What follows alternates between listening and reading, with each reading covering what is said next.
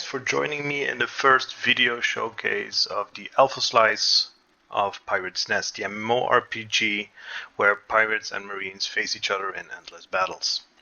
The MMO is currently being developed in the Unity engine with, in my opinion, the most stable and promising MMORPG framework currently to market, the Atavism framework. So without further ado, let's see what has been developed so far and what we can expect.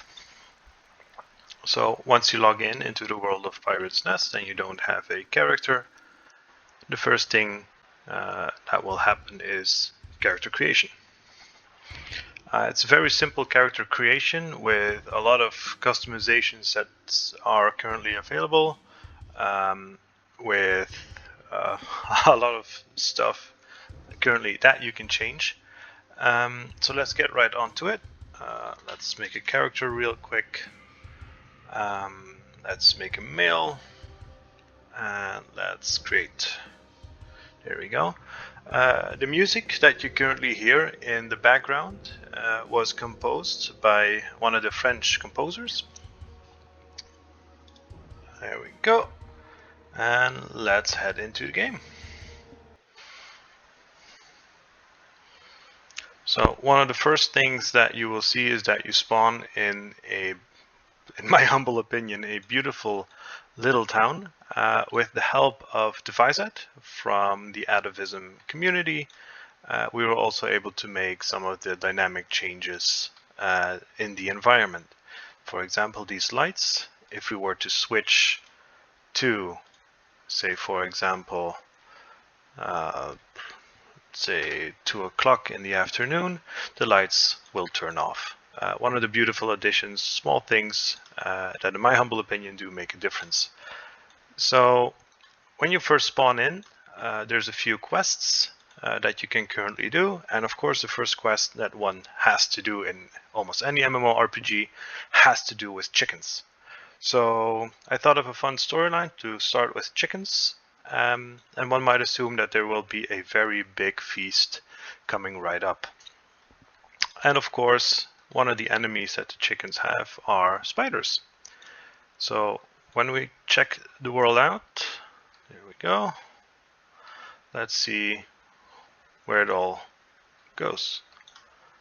We have a few cooks ready here to teach you the cooking skill. We have Farmer Betsy with a fun quest storyline, again in my humble opinion, where you will, as many football fans will know, become the GOAT of the world of Pirate's Nest.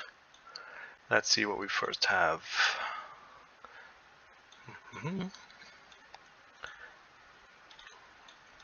So one of the few things that you will notice in the world of Pirate's Nest is that there's a few different types of weather. And of course, per month, we're currently in the winter months, one can expect that it starts to snow. One of the beautiful additions that was added to the game with the help of Microsplat was also the change of the landscape when it snows. I think that's one of the most beautiful additions games that currently can have. So I'm currently in the Game Master mode, so I will not be attacked, but be wary if you go into this area without being a game master. Some of these spiders will actually swarm you. And of course, in the end, not giving away too much already, but indeed we do see a stone which is interactable and a spider queen boss that you can fight. Now you can already see that the ground is slightly changing after about a minute of some snow. And I think it's time that we add up a bit of snow. Let's make it a bit heavier. Let's see what happens.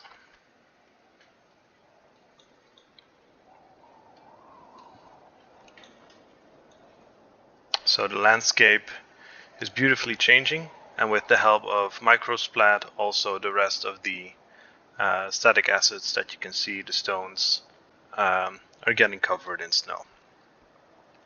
So let's have a look at the other things that we currently have. Of course, we have the standard Atavism clothing that comes with Atavism.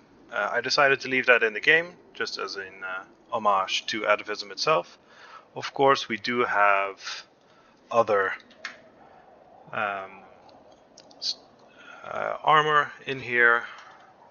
Let's have a look. Leather shoes, leather gloves, leather pants, leather jackets. There we go. Of course, these are all craftable. And let's have a look at the other items that we can have,